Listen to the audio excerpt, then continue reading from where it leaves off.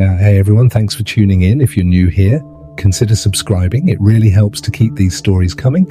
And while you're here, let me know in the comments where you're listening from. Now, sit back, relax, and let's get into the story. My name is Petty Officer First Class Jack Dowson, sonar technician aboard the USS Colorado, a Virginia-class fast-attack submarine. I've spent the last 86 days submerged in the cold silence of the Pacific, surrounded by thick steel and thicker secrets. Our mission had been classified from the start. Something about signal interception and observation in the South China Sea. What we picked up near the end, I'm still trying to understand it, but none of it prepared us for what we found when we finally surfaced. We were somewhere off the coast of California, 100 nautical miles west of San Francisco, when the orders stopped coming. The Navy doesn't just go dark. Even under the most secure operations, there's protocol, low-frequency bursts, encrypted SAT pings, at least a weekly contact signal. But for 3 weeks, we got nothing. Not from Pearl, not from Northcom, not even from other boats. At first, Lieutenant Commander Hadley assumed a comms satellite failure. Then he considered jamming or cyber interference, but we all started to realize the truth when even the civilian radio bands stayed silent. No news broadcasts, no chatter, just dead air. Could be EMP, said Ensign Torres, our communications officer, tapping at his console with forced calm, or some kind of strategic blackout, like during a cyber drill. But we all knew what wasn't being said aloud. The world outside was gone. We started picking up strange signals on passive sonar. 3 days before we surfaced. Low-frequency oscillations, long rhythmic pulses like something from a marine mammal. But not quite. There was a cadence to them, like breath or speech. I ran few FFTs and matched nothing in our library. Commander Hadley ordered silence running. We dropped to below 500 feet and cut active systems for 36 hours. Not a word, not a ping. Then the signals just stopped. That was when the captain made the call to come up. We were low on fresh produce. Batteries were near cycling limits and morale was fraying. If the satellite uplinks were down and shore command was offline, we had to surface and establish visual confirmation, see with our own eyes what had happened. We breached just after 4 our local time. The Pacific was dead calm. Too calm. I remember staring at the horizon through the sail's periscope and feeling something unnatural in the air. Not storm tension, not electromagnetic. It was psychological, like the ocean was holding its breath. We surfaced 20 nautical miles off the Golden Gate, or what was left of it. The San Francisco skyline, normally a constellation of high-rises, port cranes and city lights, was just jagged shadows against a dull orange haze. There was no power on shore, no aircraft, no coast guard, just burned-out ships half sunk in the bay. Cargo containers scattered like children's toys along the Embarcadero. The bridge was broken. One of the towers collapsed into the water like a drowned skeleton. We tried hailing the port of San Francisco, then the Coast Guard, then anyone. No response. Visual scan complete, said Lieutenant Voss, the officer of the deck. City appears structurally compromised, smoke rising from multiple districts. Recommend recon party. Negative, said Commander Hadley. No one steps off this boat until I know what's up there.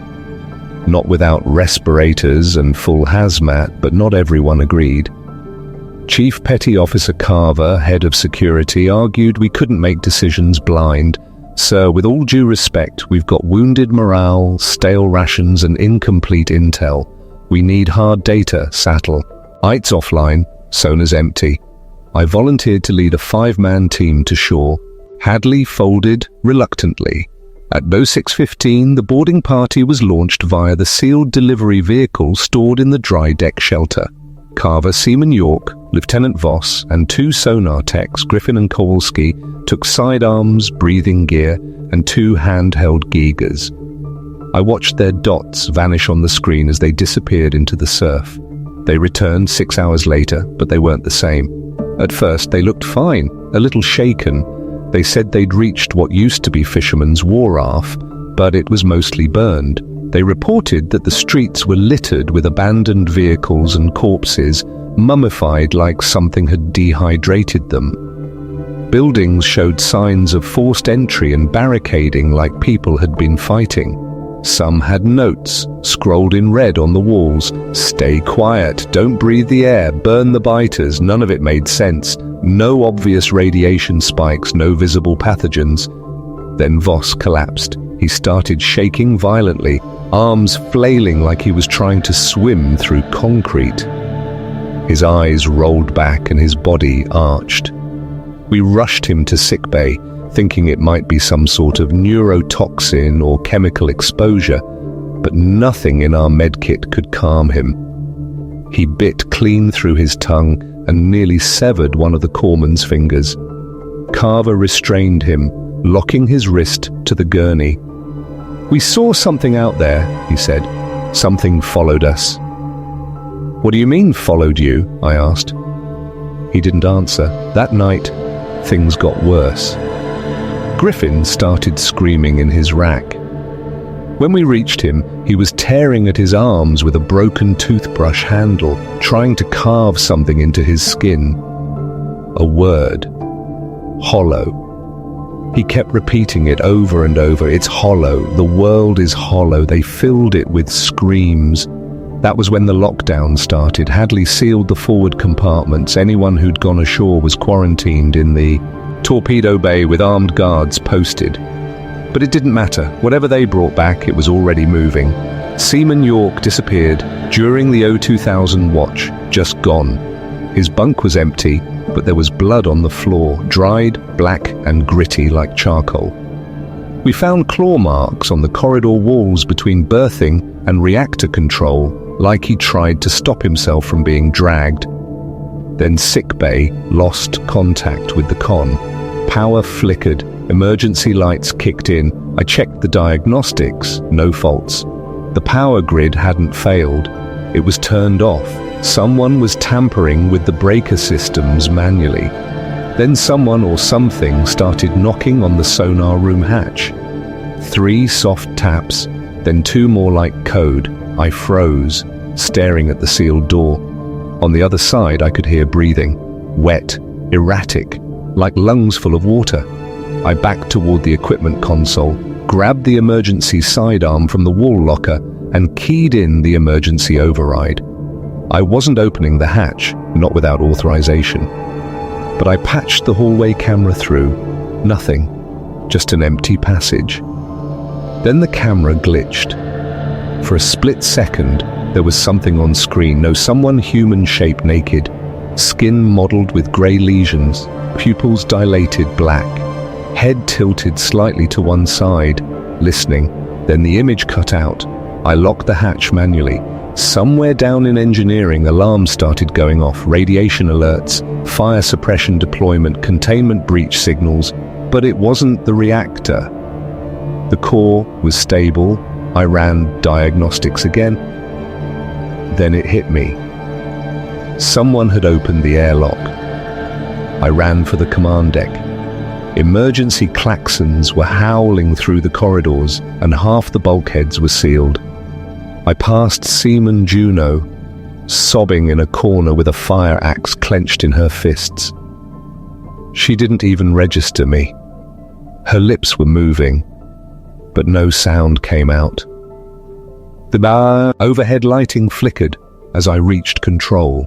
I could hear the hissing of pressurized gas venting somewhere down the access shaft, and the occasional deep groan of the hull flexing under stress. It wasn't designed to handle. The red emergency lights cast long, shaky shadows over everything. It smelled like burned electronics and hot copper. Someone had tried to lock the command deck down, but the inner door hadn't seated fully. I forced it open with my shoulder and stumbled in. The room was in disarray. 2 of the consoles were dark. Glass cracked. A coffee mug lay shattered near the foot of the navigation station. slowly leaking lukewarm sludge. Commander Hadley was slumped in the captain's chair, his lips pale, a tourniquet tight around his thigh. His uniform was soaked from the waist down with blood. He'd been bitten badly. The lower half of his leg was wrapped in gauze, but I could already see the mottled discoloration spreading past the knee. His breathing was shallow. Near him, Chief Carver was hunched over the sonar console, typing rapidly with one hand while the other kept a pistol leveled at the main hatch. Carver didn't look up when I entered. He was muttering under his breath, mostly to himself, but loud enough that I could hear snatches. Ballast override. Torpedo tube 4 offline. Can't cycle the forward tanks. I grabbed at the back of his chair and spun it toward me. "What the hell are you doing?" I said, trying to keep my voice steady. "You said you were sinking us. That's murder. That's all of us." Carver looked at me, and for the first time in hours, I saw raw fear behind those eyes. This was a man who had served 20 years in the Navy, combat tours, deep-sea missions. He wasn't afraid of dying. But something on this boat, something behind those sealed hatches, had shaken him to the core. He gestured to the sonar screen. "You don't understand, Raw," he said quietly. "There's something beneath us." I thought it was just interference, but it's moving. Slow, yes, but consistent. Too regular to be natural, too deep to be a vessel, and it's not broadcasting, but it's pulsing like a beacon. I looked at the display depth readout, 620 fathoms. That was the edge of crush depth for most civilian submersibles. We were running at 900 feet. Not unusual for a Virginia class, still within operating limits, but it meant whatever was deeper was under serious pressure. And yet it was there. Soft thumping on the scope, spaced 12 seconds apart. I checked the log. It had started exactly 39 minutes after Voss's seizure. Coincidence? Not likely. Carver continued before I could ask. "I think whatever this is, it was dormant until the team brought it back and now it's waking up." I didn't argue. I couldn't. Everything felt wrong, as if gravity itself was unstable. I could feel it in my inner ear, something pressing, not on the hull, but on my nerves. We were supposed to be the safest crew in the world. Sealed, armed, trained for the worst. But this wasn't war. This was something deeper, older. Commander Hadley stirred, coughing wetly. His voice was cracked, but I leaned in as he forced words out. "You need to isolate reactor control. Sealed compartments," he wheezed. "If the infection hits the coolant loop, we lose containment. There's a bleed in the backup scrubbers already." I blinked. That wasn't just damage control. That was endgame planning. If the reactor chamber was compromised and something like this, whatever this was, spread through the intake lines or crewed systems, we wouldn't just die. The Colorado would become a rotting steel coffin, venting contamination into the Pacific. "How long do we have?" I asked. Hadley closed his eyes. "Maybe 3 hours, maybe less." I stood up. My hands were shaking, but not from panic. I'd trained for pressure. I'd lived months in darkness, in silence, listening to the rhythm of machines, but nothing could have prepared me for this. The sense that our vessel, our safe haven, had already been breached from within. I turned to Carver. "Talk to me about crew locations. Who's still active?" Carver switched screens. 17 unaccounted for. 7 confirmed dead. Engineering team, galley crew, 2 from torpedo room. The 5 that went ashore are all showing symptoms. Griffin's locked in dry stores. Kowalski, we think he's in shaft access, but we haven't been able to seal it off. York was last seen headed toward auxiliary life support. We've had no word since. 4 are still in command, US, Juno, and NN Torres. If we count the automated systems as holding, we have control of the helm reactor output and the emergency ballast. But if we lose, Nemor sector, he trailed off. The implication was clear. We'd spiral into critical failure. I opened the intercom panel. Static greeted me. I toggled to short range, then tried direct line to the forward compartment. This is sonar Tekor. Anyone still in forward battery respond? Nothing. I toggled again. Juno Torres, this is Raw. Do not engage any crew that appears disoriented or violent. If you hear anything through the vents or hatches, do not open them. Secure yourselves and wait for direct orders. A burst of static, then faint breathing. Finally, a voice. This is Torres, came the shaky reply. I'm in reactor diagnostics. Something's wrong with the loop. It's whistling. I don't know how else to describe it. Like wind through the pipes. And I think I saw Kowalski crawl out of the vent. He was bleeding from the eyes. He looked right at me and then kept going like I wasn't even there. Carver swore softly. I gripped the panel. Torres, seal yourself in. Override code. Delta Charlie 01. Do not move until I confirm. We're going to try to restore manual control from command. The line went dead. I turned back to Carver. What's our best move? We can't surface again? Not with that thing out there. We can't go deeper, not without risking hull breach. And if the infection's airborne through the circulation system was screwed either way, Carver exhaled slowly. There's one play left. We isolate, shut down all internal air movement, vent compartments segment by segment. We lose power efficiency and crew comfort, but we buy time. Then we run the isolation scans on every heat source. Anything not where it's supposed to be, we purge. Even if it's crew, I didn't argue. Morality had left the subs the moment Griffin carved himself open in the mess hall. This wasn't about saving everyone anymore. It was about stopping whatever had gotten in here from getting out. I accessed the ventilation control systems and began issuing commands to the environmental panel. Section by section, I cut airflow. Carver monitored sonar and heat at 0510 hours. We initiated internal lockdown protocol code Blackwater. It was normally reserved for radiation leak scenarios, but it was the only system that allowed for sequential compartment purge and hard seal. It wasn't pretty, it wasn't humane, but it was effective. We started at the aft. Engines, torpedo bay, auxiliary oxygen, vents hissed, pressure equalized, and then we flushed. CO2 scrubbers ran hot. The heat signature from those sections dropped to nothing within 90 seconds. Then we hit midship. Something triggered a fault as soon as we started the purge. Pressure backflow in shaft 2, I called out. Someone's overriding the flow valves. Carver pulled the override lock. I'm locking the mechanical interlink. Wait, look. The display lit up with a new signature. Mid-compartment, moving fast, too fast. Deck 7 passageway B. I said it was heading straight for us. Carver slammed the emergency lock down. The hatch behind us began to seal.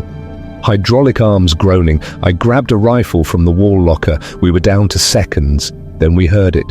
A skittering sound. Not footsteps, not boots, bare flesh on steel. It was fast, crawling, maybe even inverted. The lights dimmed again and the hall groaned. Then silence. No impact, no sound. But the hatch was still open an inch. I approached slowly, weapon raised. Carver aimed his sidearm over my shoulder. I pushed the door slightly with the barrel. Empty hallway. Then a blur. Something slammed against the opposite wall and then darted back into the shadows. For a second I saw it. What used to be York. His skin was grey, mouth torn at the corners from screaming too wide. His eyes were glossy like wet glass, and he moved like his joints had been unhinged and reassembled incorrectly. He didn't look at us. He looked past us like he was tracking something deeper. Carver and I stared at the sealed hatch as the echo of his movement faded into the ship's steel bones. There was no immediate sound of return. No dragging, no breath, no footsteps, but the silence felt denser than before. like the pressure in the air had shifted, like the atmosphere aboard the Colorado had changed in some fundamental way. I leaned against the bulkhead, adjusting my grip on the rifle, my ears straining. Every creak of the hull, every distant metallic ping of cooling pipes became suspect. It wasn't paranoia, it was survival. Carver slid the deadbolt into place, the mechanism screeching as it seated. He didn't speak. He didn't need to. We both knew what we saw wasn't human anymore. York was infected, but whatever had taken hold of him hadn't killed him. It had rebuilt him into something else, something faster, something designed to survive in this prison of steel and darkness. "We need to move forward," Carver said at last, scanning the compartment status monitor. Reactor loops still showing intermittent spikes. Torres may be in trouble. If containment breaks, we lose the only thing keeping the seawater on the outside. That was the priority now, securing the reactor, not for the crew, not for survival, for the ocean, for the world outside this submarine. Because if this thing got into the coolant system or found its way into the torpedo ejection tubes, it could reach open water, and from there it would spread with the silence and speed only the sea could offer. We started moving forward through the command access corridor. The lights were down to emergency levels, low red strips along the floor and flickering maintenance bulbs above that buzzed weakly. The pressure hull groaned again with a shift in current, and from somewhere above came the soft thump of something moving in the ductwork. It wasn't rats. There hadn't been any rats aboard when we left port.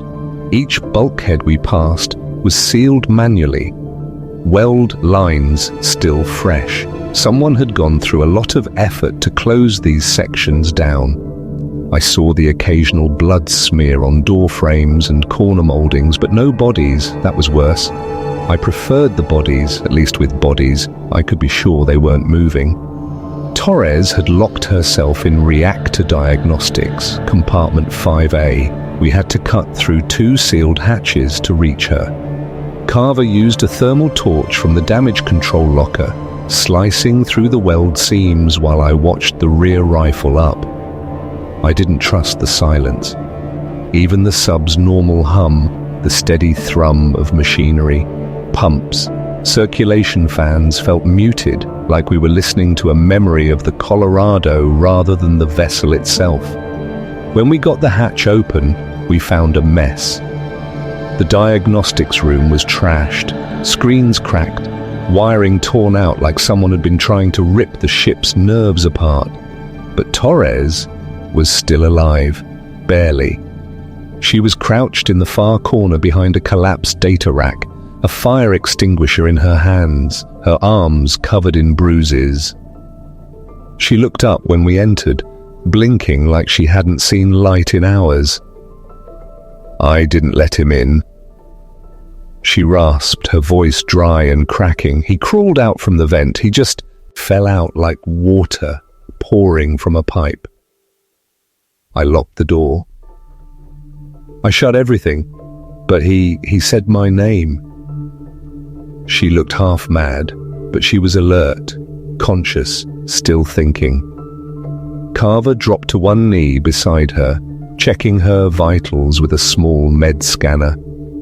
"No signs of fever, pupils reactive, no tremors," he said, then looked at me. "She's clean?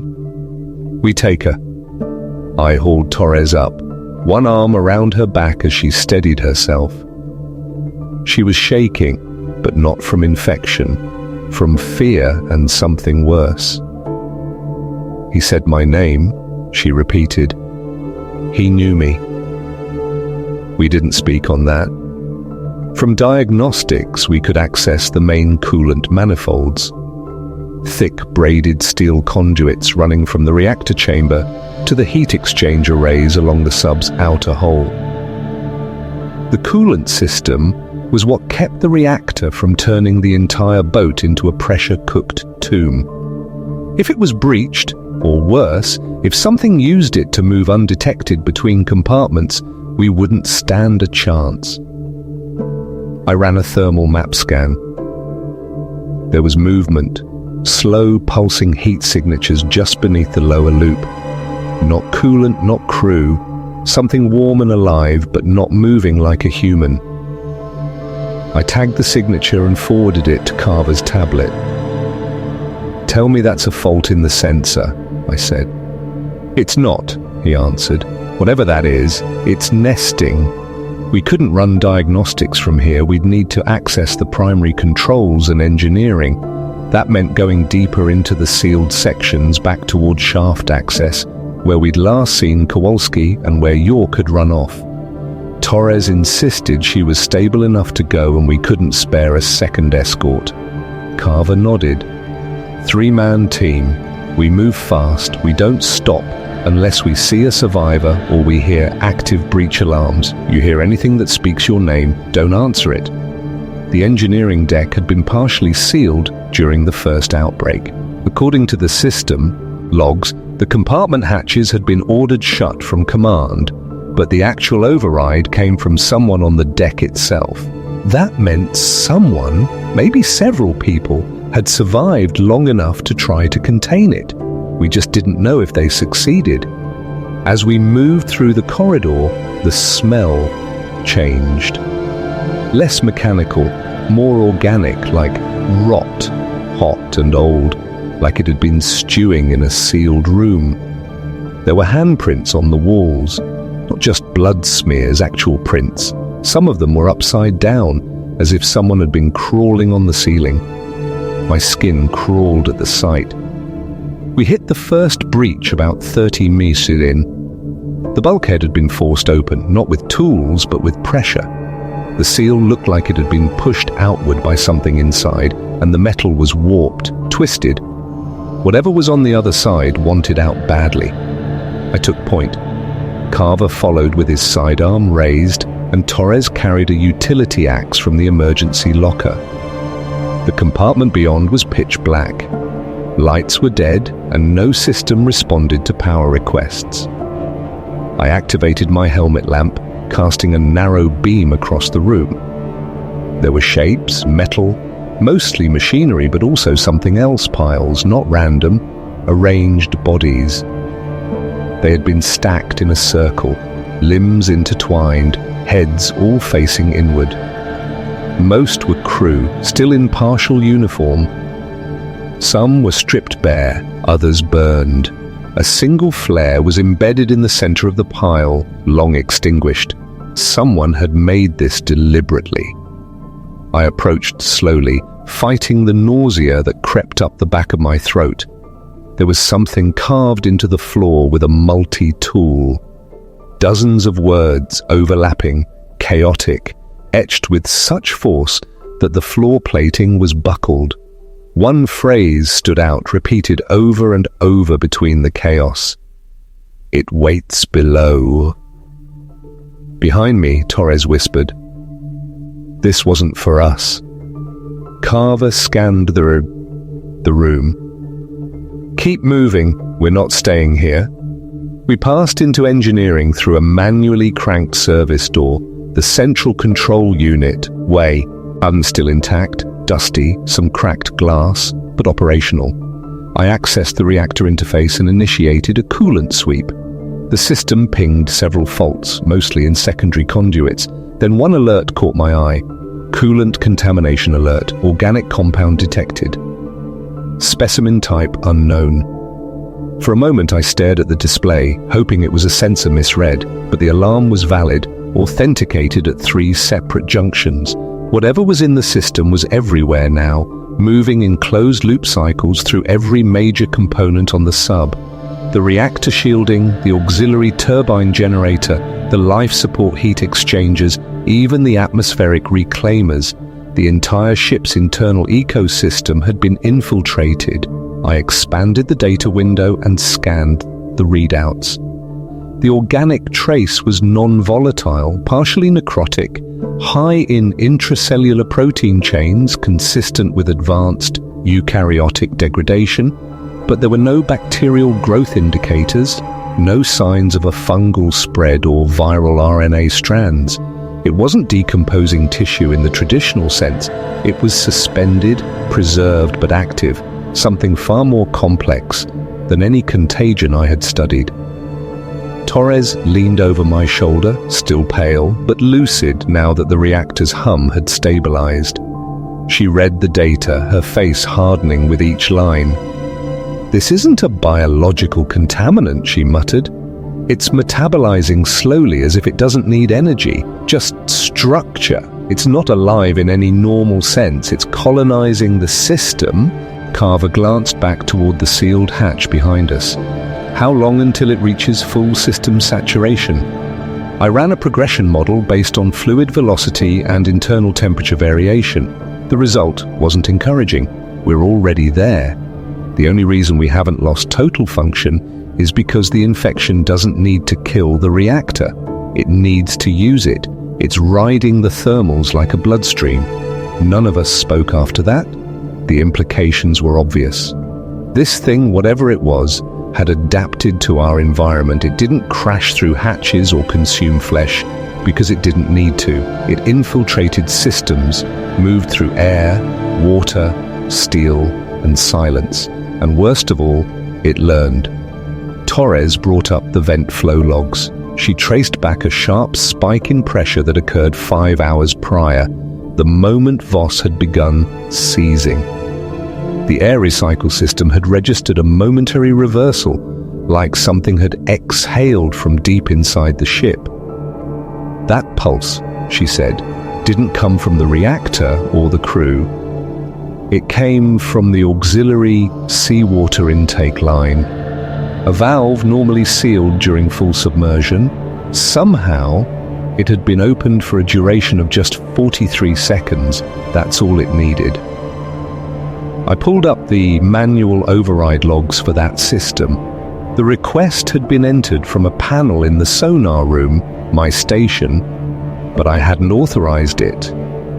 For the first time, a sense of a true exposure crept under my skin. Someone or something had used my station to grant access to the heart of the boat. It didn't matter whether it was York, Kowalski, or one of the others now reduced to crawling, mindless husks. It meant that whatever we were dealing with understood our hierarchy, our systems, our protocols. It knew how to move without being noticed. Carver stepped back from the display, wiped his face with a trembling hand, and glanced at the emergency destruct panel embedded D in the wall. Normally disabled outside of wartime, the destruct system could be engaged only with biometric authorization from the captain or 2 senior officers. Hadley was unconscious back in command. That left no viable chain of command unless we bypassed it manually. It was an option I didn't want to consider, but it was growing harder to ignore. As we debated our next steps, the lights flickered. A power ripple surged across the board, accompanied by a low harmonic tone that wasn't coming from the speakers. It vibrated in the air itself like a tuning fork pressed against the skull. The coolant pump began to oscillate, its rhythm subtly shifting from the programmed flow. Not erratic, not broken, synchronized, synced to that pulse we'd first picked up on sonar. The same one still resonating from the ocean floor beneath us. Torres clutched her ears and dropped to a knee, her voice cracking. "It's resonating through the ship. Every circuit, every panel. It's like it's tuning us, not destroying, synchronizing." I tried to stabilize the flow. Manual override failed. Then the screen glitched just for a fraction of a second, but enough for me to see something impossible. There was a figure in the reflection behind me, framed in the dark glass. Not Carver, not Torres. It stood unnaturally still, its outline flickering like bad telemetry. The shape was human in proportion, but the proportions were wrong. Torso too long, joints misaligned. its head tilted not side to side but in slow vertical degrees as if scanning for sound. When I spun around, there was nothing there, just the humming of the ship and the growing realization that nothing we were seeing was bound by the rules we understood. We had to make a choice: stay and fight for a vessel that was already lost, or isolate and destroy the infection before it breached containment fully and found a way out. I looked at Carver, and he didn't flinch when I said the words, "We need to scuttle her." It took us 18 minutes to reach the main access to the automated destruct system. Along the way, we passed the bodies, not dead, not alive, suspended in compartments like they were on display, eyes open and locked in perpetual awareness. Some had their hands pressed to the glass as if they had watched us approach and simply waited. Every step through the pressure hall felt heavier, not from fatigue, but from the presence that had nested within the ship. The Colorado no longer felt like a vessel. It felt like a host. We entered the destruct chamber through maintenance access. The keypad panel was dark. No response to touch, no diagnostic lights. That should have triggered concern, but Carver simply pulled the manual bypass lever and began unscrewing the override panel. He moved with purpose, no hesitation, every motion rehearsed like muscle memory. Torres rigged a makeshift data loop from the reactor terminal, her fingers trembling. We're bypassing both biometric locks, but once we start the countdown, we won't be able to abort. You understand that? I nodded, heart pounding. We're not coming back from this. When the panel opened, Carver slid in the final bypass fob and pressed both keys simultaneously. Warning, system override initiated.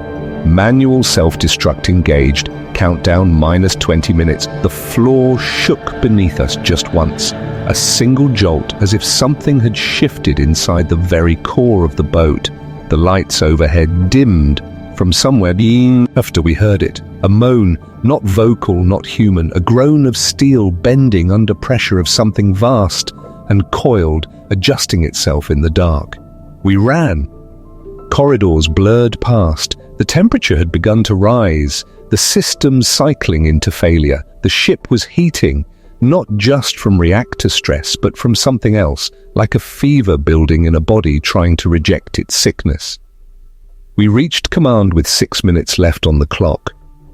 Commander Hadley was still alive, barely. His eyes opened as we approached and his lips moved. I leaned in close to hear. "You did it," he whispered. "Tell them. Don't go back down." Tell them. His eyes rolled back and his pulse stopped. Torres closed them quietly. On the sonar screen, the pulse from the seafloor was gone, replaced by something else. Silence or retreat. I took the con one last time. We weren't surfacing, we weren't escaping, we were ending something that never should have begun. As the timer ticked down, I keyed a final log transmission. Burst data mode, encrypted, aimed at any Navy satellite that might still be functional.